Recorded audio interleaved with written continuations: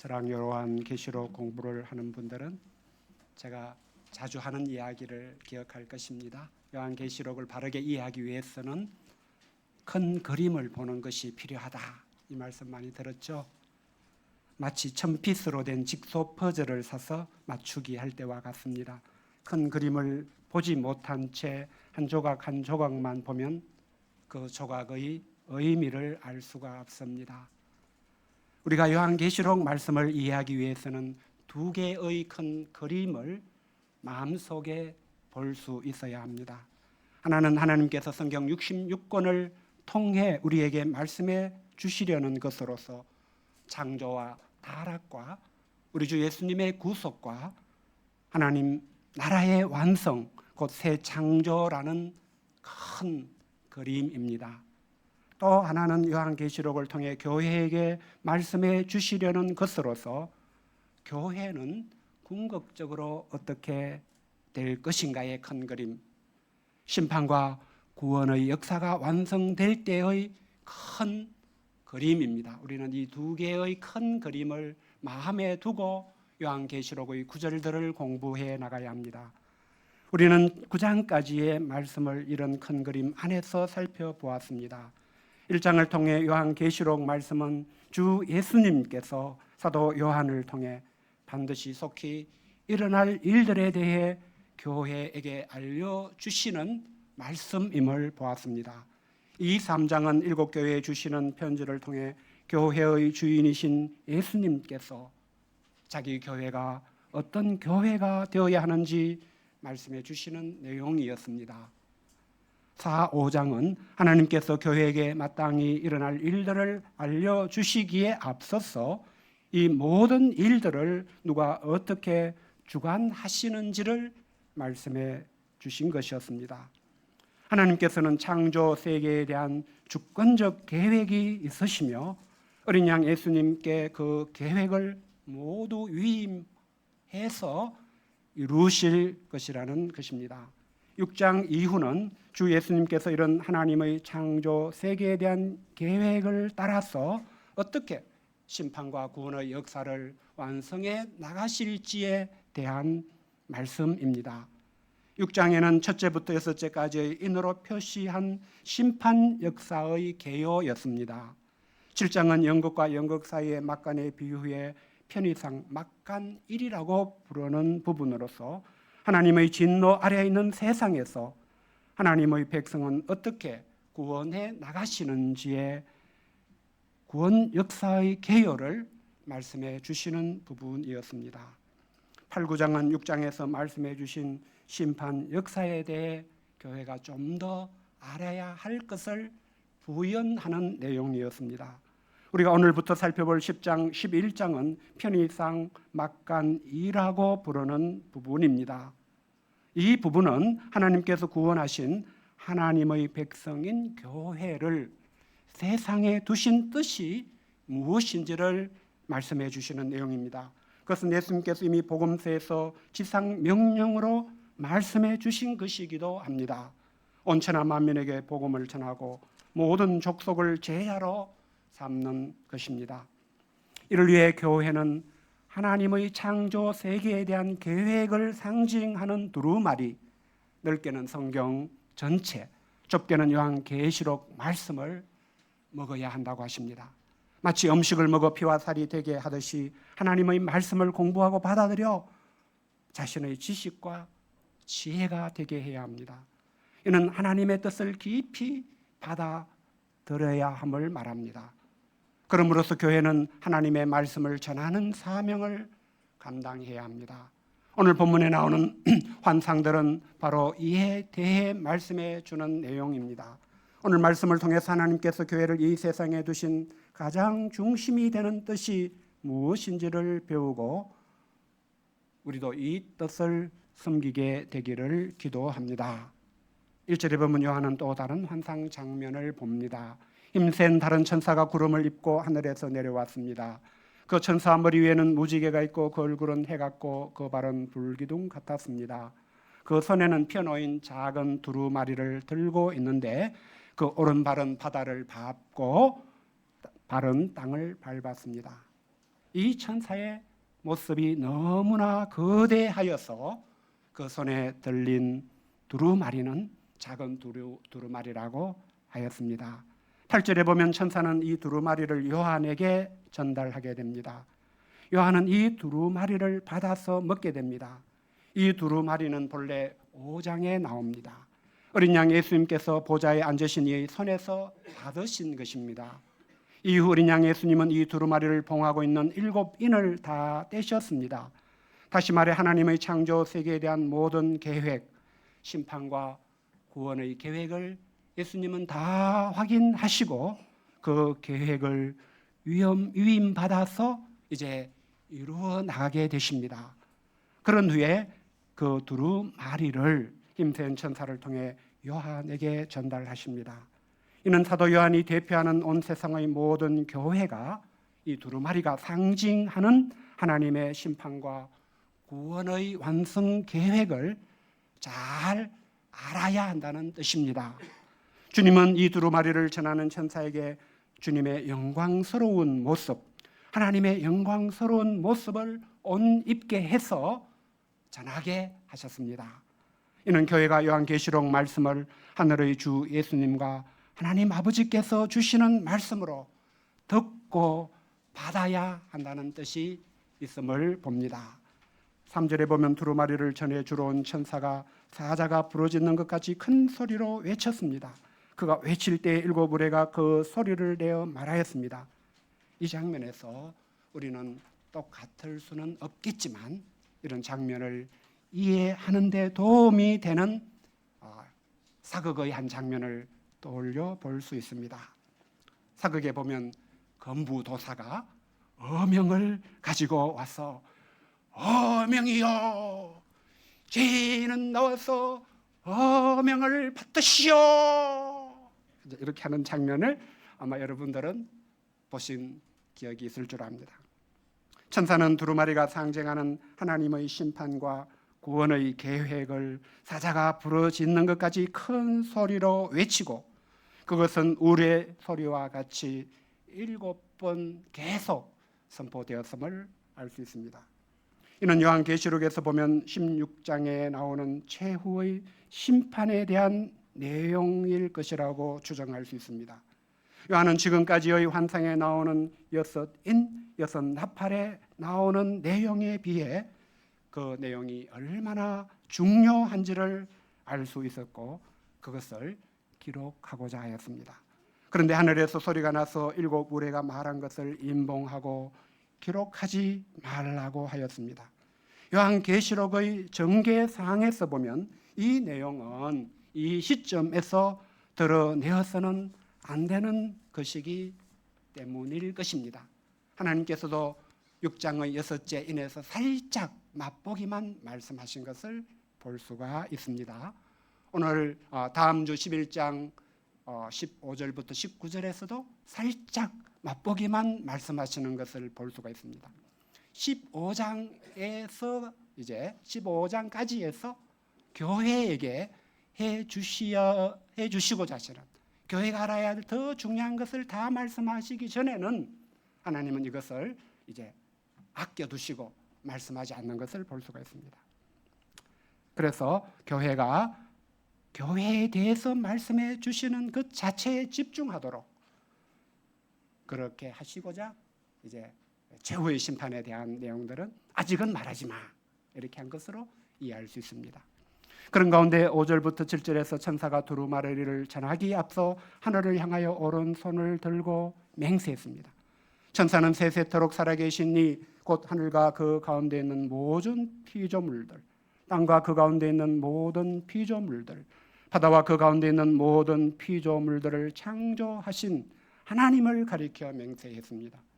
이는 하늘과 땅과 바다에 있는 모든 피조물이 하나님의 창조로 존재하는 것이 확실하듯이 천사가 맹세하는 내용이 하나님이 하실 것이 확실하다는 뜻입니다. 그것은 하나님은 지체하지 아니하시며 7째 천사가 나팔을 불 때에 하나님이 그 종 선지자들에게 전하신 복음과 같이 하나님의 그 비밀이 이루어지게 된다는 것입니다. 우리가 요한계시록을 읽고 이해하고 받아들인 가운데 세상의 모든 피조물을 볼 때마다 들의 풀 한 폭이 길가의 돌 하나를 볼 때조차도 이것이 하나님이 창조해서 있듯이 요한계시록에 있는 하나님의 모든 말씀은 확실히 이루어지는 말씀이지, 이렇게 해야 된다는 뜻입니다. 우리 그런 정도로 요한계시록을 확신해야 한다는 뜻입니다. 여기서 지체하지 않으신다는 것은 시간이 얼마 남지 않았다는 말입니다. 하나님 편에서 보면 가장 중요한 예수님의 십자가를 통한 구속이 이루어졌기 때문에, 이로 인해 그리스도의 십자가를 영접한 하나님의 백성은 심판하지 않으시면서도 언제든지 이 세상을 심판하실 수 있게 되셨다는 뜻입니다. 어떤 사람들은 종종 저에게 묻습니다.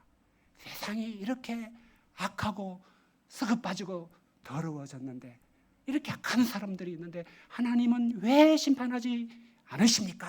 이렇게 항의를 합니다. 그때마다 제가 말합니다. 만약에 예수님의 십자가가 없다 하면 하나님 앞에서는 우리도 어떤 죄가 있든지 똑같이 심판받아야 하기 때문이야. 하나님이 심판하실 때는 공의롭게 공정하게 심판하시게 됩니다. 그래서 하나님이 심판하시면 죄가 있는 모든 사람들은 지옥불에 던지셔야 됩니다. 그런데 요한계시록에서 천사는 이제 하나님은 심판을 지체하지 않으시게 되셨다. 이제 심판은 시간이 얼마 남지 않았다. 이렇게 말하고 있습니다. 왜입니까? 하나님 이제 심판해도 하나님이 긍휼히 여기는 자는 심판하지 않으실 수 있으시기 때문에, 우리를 구원하실 수 있으시기 때문에, 우리는 예수님의 은혜로 우리 죄를 다 덮어주시고 없애주시고 구원하실 수 있기 때문에 하나님 사실 언제든지 심판할 수 있으시다는 뜻입니다. 예수님은 이 세상에 일어나는 전쟁과 지진과 기근과 같은 재난들이 최후의 심판은 언제든지 있을 수 있음을 알리는 진통과 같다고 말씀하신 적이 있으십니다. 세상의 재난들이 예고 없이 닥치잖아요. 어느 정도의 전조정상은 있지만 정말 몇 년, 몇 시에 무슨 재난이 있을 것이다, 이렇게 우리가 아는 가운데 임하는 재난은 없습니다. 언제든지 도적같이 닥치듯이 하나님의 심판도 이제는 언제든지 도적같이 닥칠 수 있다는 뜻입니다. 우리는 하나님이 하시는 일을 보면서 하나님은 천년 만년 심판을 지체하기만 하는 것처럼 보일 수 있습니다. 그러나 오늘 말씀을 통해서 이를 하나님이 지체하시는 것으로 알아서는 안 됨을 배웁니다. 그것이 아니고 하나님은 참으시고 또 참으시는 것입니다. 하나님은 땅의 모든 족속들 중에서 구원받는 자들이 다 나오도록, 한 영혼이라도 더 구원을 받도록 긍휼히 여기시고 불쌍히 여기셔서 참으시는 것일 뿐입니다. 그러나 천사가 맹세코 말한다고 한 대로 하나님은 하나님의 때가 되면 반드시 일곱째 천사로 하여금 나팔을 불게 하십니다. 이를 통해 창세기 3장 1에 줄기차게 전해주신 복음, 곧 여자의 후손으로 나실 하나님의 아들 예수님의 십자가를 통해서 자기 백성을 그들의 죄에서 구원하시는 역사가 완전히 이루어지게 하십니다. 이런 구원 역사의 완성은 요한계시록 16장 이후에서 말씀하시는 죄에 대한 완전한 심판, 사람을 죄에 빠뜨린 마귀와 그 세력에 대한 완전한 심판이 이루어짐으로써 되는 것입니다. 또한 죄로 인해 썩게 되고 더럽게 되고 쇠하게 된 첫 창조 세계를 새롭게 창조하심으로 이루어지게 되는 것입니다. 이렇게 되는 것만이 하나님의 백성에게 진정한 복음이 됩니다.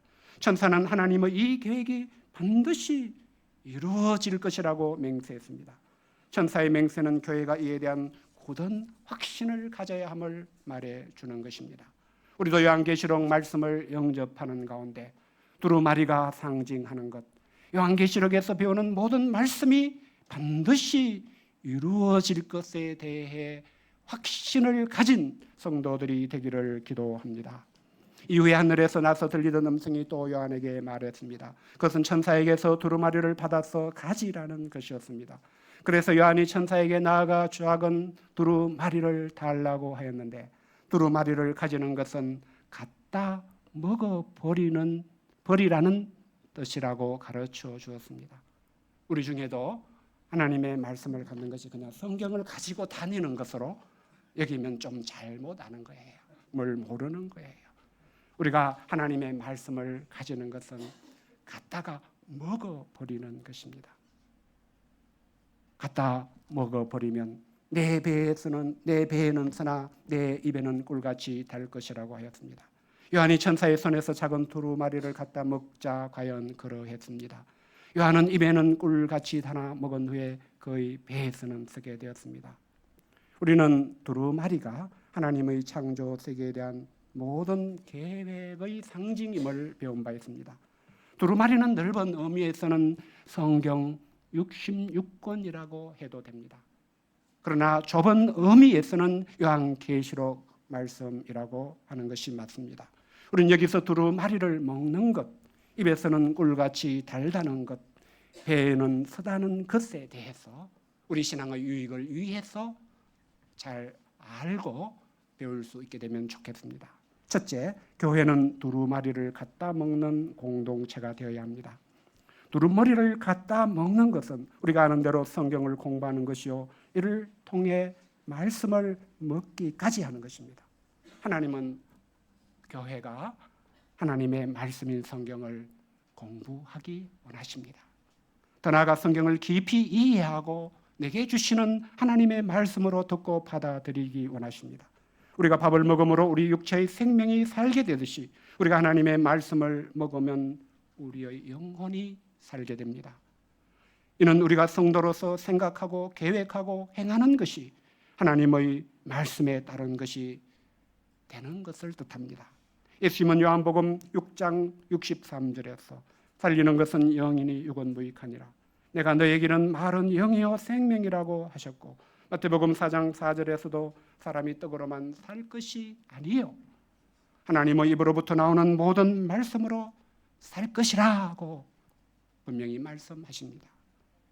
그렇기 때문에 우리가 교회로서 하나님의 백성으로서 성경을 공부하고 성경을 먹기까지 하는 것은 너무나도 중요한 것입니다. 그럴 때 우리도 심판과 구원의 역사를 이루어가시는 예수님을 따라 이 땅에서 하나님의 뜻을 섬길 수 있습니다. 우리가 성경을 공부하고 이를 통해 하나님의 말씀을 먹게 될 때 우리는 하나님이 주신 말씀대로 순종하며 살 수 있게 됩니다. 누가 뭐라고 하든 세상이 어떻게 되든 하나님이 내게 하신 말씀이기에 그 말씀대로 순종하며 살게 됩니다. 조금 전에 우리 찬양팀이 말씀하시면 이라는 찬양을 부른 것과 같습니다. 그리고 이를 통해 영혼이 살아있게 됩니다. 시편 1편이 말씀하는 복 있는 사람이 되고 시냇가에 심은 나무가 될 수 있습니다. 예수님의 약속대로 30배, 60배, 100배로 결실할 수 있고 시작은 겨자씨 하나를 심겨진 것 같았는데 나중에는 그 인생이 공중의 새가 깃드는 목자의 인생이 될 수 있습니다. 그러므로 우리는 하나님이 성경에서 약속하신 그런 복된 사람이 되고 복된 인생이 되기를 소망하면서 어떤 사람이 되면 좋겠습니까? 말씀을 갖다 먹어버리는 사람이 되어야 되겠습니다. 아멘 좀 크게 하시죠. 말씀을 갖다 먹어버리는 사람이 되어야겠습니다. 우리의 교회, 우리의 여회가 그런 여회가 되고자 성경 공부를 힘쓰고 말씀을 내게 주시는 하나님의 말씀으로 깊이 바꿔자야 하겠습니다. 둘째, 교회는 성경을 공부하며 하나님의 말씀을 먹는 것의 행복을 알고 누려야 합니다. 말씀을 공부하면서 말씀을 듣고 받는 것이 얼마나 행복한 것인가, 그것에 대해서 우리가 다시 한번 생각해 볼 수 있으면 좋겠습니다. 요한은 천사의 말대로 두루마리를 갖다 먹어버렸습니다. 그랬는데 그 두루마리가 자신의 입에서 꿀같이 단 것을 경험했습니다. 두루마리가 상징하는 것은 요한계시록의 말씀이라고 했습니다. 요한계시록의 모든 말씀은 교회를 위한 말씀입니다. 교회에게 알려주시는 교회의 궁극적 미래, 하나님께서 창조 세계에 대해 가지고 계시는 분명한 계획을 알려주는 말씀입니다. 이를 할 때 교회는 이 세상에서 겪어가는 모든 문제에 대한 확실한 해답을 알게 됩니다. 하나님께 대한 흔들리지 않는 굳센 믿음과 참된 소망을 가질 수 있습니다. 죄로 인해 심판받고 멸망해야 할 죄인이지만 어린 양 예수님으로 인해 얻게 되는 영광스러운 구원을 확신할 수 있게 됩니다. 그러므로 이런 하나님의 말씀을 알게 되는 것은 마치 입에서 꿀을 먹는 달달함과 같은 행복이 되는 줄을 믿습니다. 저는 지난 SBC 소식을 정리해 보내달라는 본부 홈페이지 관리 목자님의 연락을 받고 보낼 사진을 고르는 작업을 하면서 우리 목자님들만이 아니라 우리 청년팀의 얼굴이 정말 해같이 빛나는 사진을 여럿 볼 수 있었습니다. 저는 SBC의 한 분 한 분이 전하는 말씀과 소감을 들으면서 인생 소감 선교보고 역사 간증을 듣고 드라마를 보면서 우리가 이루어온 말씀 역사가 얼마나 꿀같이 달달한 역사였는가 느낄 수 있었습니다. 때로는 그런 말씀을 받고 누리는 분들로 인해 기쁨의 눈물을 흘리기도 했던 강촌 SBC였음을 기억합니다. 이 세상에서 하나님의 말씀처럼 먹으면 달달한 것이 또 있을까? 설빙에 가서 달달한 거 먹으면 이것보다 더 달달할까 생각해 보게 됩니다. 아마 하나님 말씀보다 달달한 것은 없다고 생각합니다. 다니엘 목자님 아닙니까? 네. 그렇지 않았으면 여기 없어요, 이 사람. 오래전에. 우리 모두가, 우리의 교회가 하나님의 말씀을 먹는 것이 얼마나 참 행복인가를 잘 알기를 바랍니다. 시편 119편 103절에서 시인이 주의 말씀의 맛이 내게 어찌 그리 단지요 내 입에서 꿀보다 더 단이다고 고백하듯이 고백하는 우리가 되기를 기도합니다. 우리가 이렇게 항상 성경을 공부하고 하나님의 말씀을 듣고 받는 것을 귀하게 여기는 한 우리의 교회는 하나님의 뜻을 지속 가능하게 섬기게 될 것입니다. 하나님이 캠퍼스 선교와 세계 선교에 귀하게 서시는 교회가 될 것을 믿습니다. 셋째, 교회는 하나님의 말씀을 먹게 되면 배에서는 쓰다는 것도 알고 영접해야 합니다. 앞에서 말씀을 먹는 것은 말씀을 내게 주시는 하나님의 말씀으로 듣고 받아들이고 순종하는 것이라고 했습니다. 그런데 우리는 육신을 입은 채로 하나님이 없다는 신락원의 이 세상에서 살아갑니다. 이런 세상에서 하나님의 말씀대로 살리면 우리 시대의 세상 풍조를 거슬러야 합니다. 그래서 하나님의 말씀을 따라 살아가는 것이 현실적으로는 쉽지 않습니다. 하나님의 아들이신 예수님께서 이 세상에 오셔서 하나님의 모든 말씀대로 살고자 하셨을 때도 쉽지 않으셨습니다. 많은 고난을 받으셔야 했고 끝내는 십자가에 못 박혀 죽임 당하셔야 했습니다. 말씀을 먹는다는 것은 구약 성경 에스겔 3장 3절을 배경으로 합니다. 하나님께서 에스겔 선지자에게 말씀하셨습니다. 내게 이르시되 인자야 내가 내게 주는 이 두루마리를 네 배에 넣으며 네 창자에 채우라 하시기에 내가 먹으니 그것이 내 입에서 달기가 꿀 같더라. 에스겔서에 보면 배에는 서다는 직접적인 표현이 나오지는 않습니다. 대신에 에스겔은 하나님이 주신 말씀을 패역한 이스라엘 족속에게 전해야 했습니다. 이로 인해 에스겔은 많은 고난을 겪어야 했습니다. 우리가 말씀을 영접하고 말씀대로 살아가는 삶이 배에 서다는 것은 바로 말씀대로 사는 성도의 삶에 반드시 고난이 있다는 뜻입니다. 그러므로 교회로서 성도로서 우리는 이를 알고 이런 고난도 감당할 수 있어야 합니다. 달달한 말씀만 빼먹고 고난은 받지 않고자 하면 어떻게 되겠습니까? 그때는 하나님의 뜻을 숨길 수가 없게 될 것입니다. 우리가 지난 SBC 주제 2강에서 배운 날 때부터 맹인이었던 사람을 생각해 봅시다. 그는 현재의 모습만 보면 비참한 운명에 울 수밖에 없는 사람이지 않습니까? 그런데 예수님은 그에게 하나님은 너에게서도 일하실 수 있어. 너도 하나님의 영광을 나타내고자 창조하셨어. 놀라운 하나님의 말씀을 들었습니다. 그는 이 예수님의 말씀의 은혜를 받았고, 그래서 예수님께서 주신 또 다른 말씀, 실로암 못에 가서 씻으라. 우리로 치면 소감 한번 더 써보세요. 이런 말씀에도 순종했습니다. 그랬을 때 눈을 뜨고 보게 되는 큰 구원의 은혜를 얻었습니다. 이를 통해 그의 인생은 예수님이 그리스도이시다 하는 것을 증거하는 영광스러운 일에 쓰임을 받았습니다. 그에게 예수님을 통해 받아먹는 하나님의 말씀은 꿀같이 달았을 것이라고 믿습니다. 그러나 하나님의 말씀을 듣고 받아서 살고자 할 때는 고난도 있었음을 봅니다. 바리새인들이 그를 몹시 힘들게 했습니다. 심지어 그를 출교시키기까지 했습니다. 그러나 그는 그런 고난도 끝까지 감당했습니다. 그랬을 때 그는 예수님을 인격적으로 만나게 되었고, 가장 귀한 예수님을 자기 안에 살게 한 사람이 될 수 있었습니다. 결론적으로 하나님께서 교회에게 두루마리를 주시는 뜻, 이를 통해 교회가 깊이 받아들여야 하는 말씀은 무엇입니까? 11절을 같이 읽어보겠습니다. 다시 읽어보겠습니다. 시작. 그가 내게 말하기를 내가 많은 백성과 나라와 방언과 임금에게 다시 예언하여야 하리라 하더라. 다시 예언하여야 하리라 라는 말씀은 must, 반드시 다시 예언해야 한다는 뜻입니다. 예언한다는 것은 하나님의 뜻을 전하는 것입니다. 신약시대에는 복음을 전하는 것입니다. 이 말씀은 하나님의 진노아래 있는 세상에 교회를 두신 하나님의 뜻을 가르쳐 줍니다. 그것은 교회에게는 다시 예언하는 사명이 있다는 뜻입니다.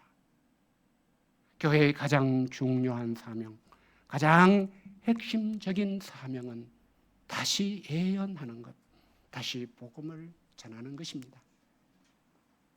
사람의 다시 하는 것은 한 번이 아니라 한 번 더 전하는 것이요, 몇 번이라도 더 전하는 것이 될 것입니다. 사람의 현실은 복음을 한 번 전해준다고 해서 믿게 되는 것이 아님을 봅니다. 또한 전하는 사람의 입장을 봐도 때로 지치고 힘들어서 더는 전하고 싶지 않아 하며 포기하게 될 수도 있습니다. 지난주 손다니엘 선교사님은 선교보고에서 자신의 인생의 두 번째 시기는 점진적인 죽음의 시기였다고 말했습니다. 저는 선교사님의 그 시기의 간증 중에서 저는 제 선교 인생이 실패로 끝났다고 조금씩 결론 내리기 시작했고, 조용히 은퇴하여 사람들의 기억 속에서 사라지는 것이 제 마지막이라고 생각했습니다 라고 대목을 발표하는 순간, 이 이야기는 남 이야기가 아니구나, 나 자신도 우리 중의 많은 분들도 하게 되는 생각이겠구나, 그런 심정이 되었습니다. 그런데 하나님은 선교사님에게 그것이 인생의 끝이 되지 않게 하시고 인생의 세 번째 부활의 시기를 주셨다고 했습니다. 하나님께서는 아브라함에게 주신 언약의 말씀을 선교사님을 위한 말씀으로 받아 먹게 하셨습니다. 이로 인해 선교사님은 하프칼리지와 MTSU에서 다시 복음을 활발하게 전하게 되었다고 고백했습니다. 한마디로 하나님은 요한에게 다시 예언하라고 하셨듯이 선교사님에게도 다시 복음을 전하게 하신 것을 볼 수가 있습니다. 우리는 오늘 말씀을 통해서 하나님이 교회를 이 세상에 두신 뜻이 무엇인지를 배웠습니다. 그것은 오직 교회만이 할 수 있는 일, 땅의 모든 족속에게 다시 예언하게 하기 위함이었습니다. 한마디로 우리가 우리 주 예수님의 십자가 복음을 전하게 하기 위함이었습니다. 우리를 구원하신 후에 곧바로 천국에 불러가지 않으시고 이 땅에 두시는 이유는 이것 외에는 없습니다. 우리가 이런 사명이 있는 교회가 되고 이런 사명을 감당하는 교회가 되어야 되는데 우리가 어떻게 이 사명을 감당할 수 있습니까? 꼭 성경을 공부하고 말씀을 먹어야 함을 배우게 됩니다.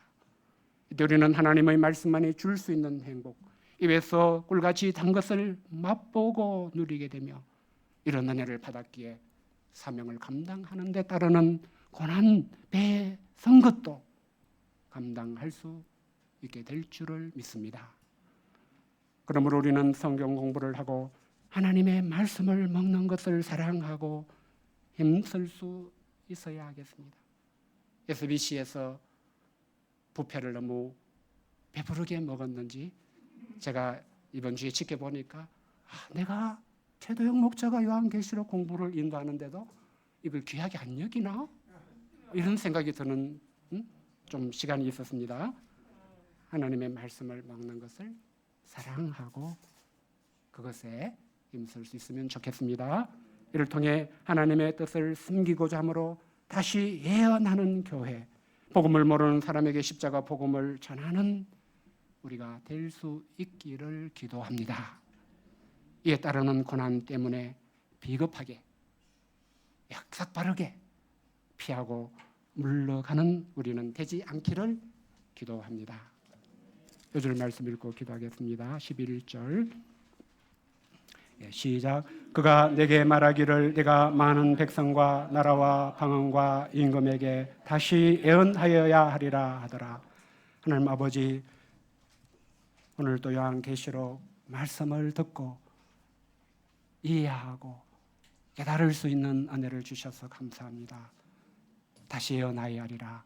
이 말씀이 우리의 입에도 꿀같이 단 주의 말씀이 되도록 축복해 주시옵소서. 예수님의 이름으로 기도드립니다. 아멘.